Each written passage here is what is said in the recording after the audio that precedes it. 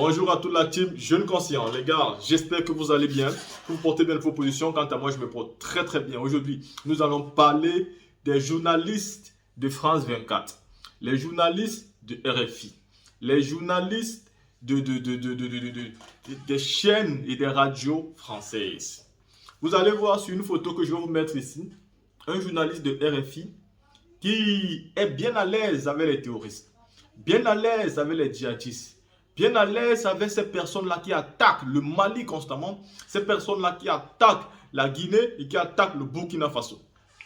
La team, aujourd'hui, nous allons vous expliquer pourquoi la France sait très bien ce qui se passe au Mali. Quand vous voyez un journaliste de RFI qui est autant complice avec des personnes qui attaquent un pays, il faut donc comprendre que la chaîne de télévision qui a envoyé ce journaliste-là sait très bien où trouver les rebelles, sait très bien comment les débuster, les poser les questions. On ne peut pas être aussi bien, aussi en harmonie avec des personnes qui attaquent un gouvernement. Des personnes qui ne se limitent même pas qu'à attaquer le gouvernement, ils attaquent des honnêtes citoyens. Ils attaquent un peuple simple, un peuple qui ne demande qu'à avoir de la paix. Un peuple qui est dans son pays et qui veut juste une cohésion sociale pour pouvoir travailler. Ça dure aujourd'hui des décennies que le Mali souffre de la guerre djihadiste. Et même pas que le Mali. On va dire tous les pays africains ont ce problème de djihadisme. Et il y en a juste ceux qui ont un peu plus que d'autres. Mais sinon, dans tous les quatre coins de l'Afrique, vous vivez cela. Dans d'autres coins comme au Nigeria, au Cameroun, on vous parle de Boko Haram. Dans tous les coins au Niger, il y a toujours les djihadistes. Partout au nord de la Côte d'Ivoire, il y a toujours ce problème. Au Sénégal, partout, il y a des problèmes de djihadistes. Et pourquoi on peut donc trouver des journalistes, des chaînes de télévision françaises qui sont très bien à l'aise à la compagnie de ces terroristes-là? Il faut donc comprendre ici que les personnes qui ont eu à comprendre ce phénomène sont bien évidemment le président Assimi Goïta.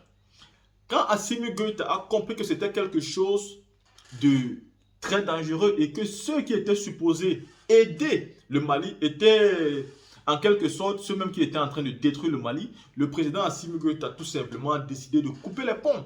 Et c'est la meilleure des choses à faire. Et je pense que tous les dirigeants qui jusqu'à présent ne veulent pas couper les ponts avec ce pays colonial-là savent très bien qu'ils sont complices de la France sur ce qui se passe sur leur territoire. Il est inadmissible que les journalistes d'une chaîne de télévision, pourquoi on ne peut pas voir les journalistes de la chaîne de télévision nationale du Mali être en bonne entente avec ces djihadistes-là? Pourquoi on ne peut pas voir des simples journalistes lambda des chaînes de télévision africaines, comme par exemple Afrique Média, être en bonne entente avec ces djihadistes-là? Mais juste vous allez rencontrer les journalistes des chaînes de télévision françaises qui sont en bonne entente. Regardez comme il est. Il se filme au milieu des bombes. Il se filme au milieu des lance-roquettes. Il se filme au milieu des armes. Il prend du plaisir à prendre des photos sur ces trucs-là qui détruisent les vies des personnes, sur ces trucs-là qui détruisent des familles, sur ces trucs-là qui détruisent le pays. Donc, il est important de savoir que cette vérité ne peut pas laisser des dirigeants indifférents. Ne peut pas laisser des dirigeants continuer à faire comme si Assimi Goïta était en train d'inventer l'histoire. Assimi Goïta était en train d'écrire l'histoire. Non, si en Afrique, vous avez eu des personnes qui étaient prêtes à donner leur vie pour l'indépendance, vous avez eu des personnes qui étaient prêtes à donner leur vie pour que les pays puissent retrouver une indépendance totale, une souveraineté et un respect au sommet du monde, c'est tout simplement parce que ces personnes-là, ces hommes intellectuels, ces hommes sages avaient compris que l'ennemi principal était la France. Et quand vous regardez très bien l'histoire des pays, surtout francophones, surtout le pays africain francophone, quand vous regardez leur histoire, leur indépendance et tous leurs grands personnages qui sont morts, vous vous rendez compte qu'il y a toujours un pays qui est cité dans tous ces faits dans tous ces faits malhonnêtes, dans tous ces faits qui ne sont pas dignes. Et bien ce pays-là, c'est la France. Quand vous regardez la mort de Thomas Sankara, vous savez très bien que la France, son nom est toujours mêlé. Vous regardez la mort de Oumyobé, son nom est toujours mêlé. Quand vous regardez la mort de tous les leaders qui sont morts dans le combat, la France, son pays est toujours mêlé à toutes ces difficultés-là. Il est donc impératif de regarder la façon dont Assimi Goïta gère son pays. Vous savez, ce n'est pas parce qu'on est jeune qu'on n'est pas bon. Ce n'est pas parce qu'on est jeune qu'on n'est pas un bon leader. Ce n'est pas parce qu'on est jeune qu'on ne réfléchit pas. D'ailleurs, même aujourd'hui, c'est la jeunesse qui est à même de diriger l'Afrique. On vous parle bien d'un continent où la population est majoritairement jeune. Comment vous pouvez encore vous permettre de vous faire diriger par des personnes qui sont très vieux et qui sont mentalement en arrière? Des présidents qui ont 80 ans. Pensez-vous qu'ils vont pouvoir gérer des jeunes de 25 ans? Quand on vit donc dans des pays qui sont majoritairement jeunes à ce niveau-là, est-ce que cela est donc possible? Il faut donc comprendre impérativement. Je dis bien, il faut comprendre impérativement que nous avons besoin de jeunes. C'est pourquoi je soutiens Ousmane Sonko au Sénégal, qui est un jeune et qui comprend les problèmes de la jeunesse. Macky Sall en arrivant était aussi très jeune. Et pourtant, il a combattu Abdoulaye Wade. Il a dit des mots très difficiles. Il était un opposant farouche. Et nous l'avons soutenu. Nous avons cru en lui. Pourtant, c'était aussi la marmaille. Aujourd'hui, nous voulons des jeunes à la tête de nos États parce que les jeunes sont lucides. Les jeunes connaissent les problèmes que nous traversons. Les jeunes connaissent nos besoins. Les jeunes sont là pour nous et les jeunes sont prêts à nous aider. Il est donc impératif pour nous de se mobiliser pour aider les jeunes à prendre le pouvoir. Parce que ces jeunes-là, nous pourrons les parler sans qu'on nous dise qu'on les manque du respect. Aujourd'hui, vous ne pouvez pas sortir pour critiquer un président. Ces soi-disant militants vont vous dire, c'est un papa, hein, tu manques le respect à ce monsieur, c'est pas ton égal. Ils vont nous faire comprendre qu'on ne peut pas parler à un homme âgé comme ça. Donc, pour ça, nous avons besoin des jeunes présidents. Parce qu'eux, au moins, ne pourront pas nous dire qu'ils sont assez vieux. Eux, au moins, ne pourront pas dire qu'on ne peut pas les parler. On en a marre d'être là, être dirigé par des jeunes et pas des vieux. Et pourtant, nous, on ne peut pas parler parce qu'ils sont vieux. Non, quand vous regardez des pays en Afrique, l'Afrique, vous regardez très bien ces personnes qui sont dirigées par des personnes non seulement qui sont vieux, mais qui n'aspirent même pas au bonheur des populations africaines. Vous savez, je ne fais pas partie de ceux qui pensent que l'âge a un problème et l'âge a un frein à une personne qui veut devenir président de la République. Parmi les personnes que je soutiens, on se rend très bien compte que je soutiens le président Laurent Gbagbo et pourtant il a dépassé 50 ans depuis longtemps.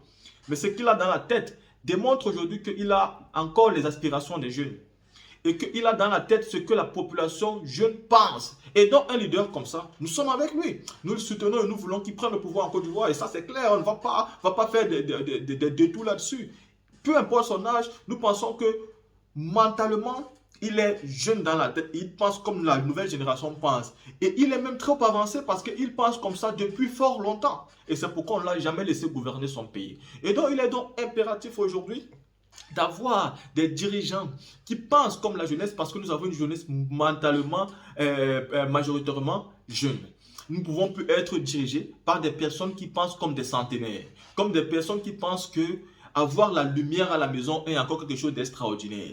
Vous ne pouvez pas être dirigé par des personnes qui pensent que quand un président construit une route, ça veut dire que c'est un don qu'il fait. Vous voyez des Africains qui vous montrent des routes, des voitures, des chemins de fer et vous disent que oui, tel président est en train de faire des faveurs pour le pays. Quand on est un président de la République, on a le droit et le devoir de construire son pays. Ce n'est pas avec son propre argent qu'on le fait, on le fait avec l'argent du contribuable. Vous avez des citoyens qui sont encore vraiment à une position mentale arrière, qui sont encore là en train de fêter parce qu'on a fait 15 km de route. Vous êtes encore là en train de voir des populations qui sont en train de fêter parce qu'on a fait un pont. Ils ont complètement oublié que c'était l'obligation des présidents. À cause de ces populations-là, les présidents s'assoient aujourd'hui sur leur laurier. Vous allez trouver des présidents qui pensent que non, ils peuvent s'asseoir et ne rien faire parce que la population les acclame, parce qu'ils ont fait ce qui était obligatoire pour eux de faire. En plus, avec ces présidents-là, ils vont endetter les pays, ils vont complètement détruire, détourner l'argent des pays tout en mettant 1, 2, 3 ponts. Et vu qu'ils ont la liberté, ils ont la paix dans le pays, ils vont pouvoir construire et vous allez avoir des citoyennes qui vont les vénérer, qui vont les traiter comme des dieux parce qu'ils ont construit des routes avec l'argent qui ne les appartient pas. Et qu'est-ce que vous voulez donc qu'ils fassent?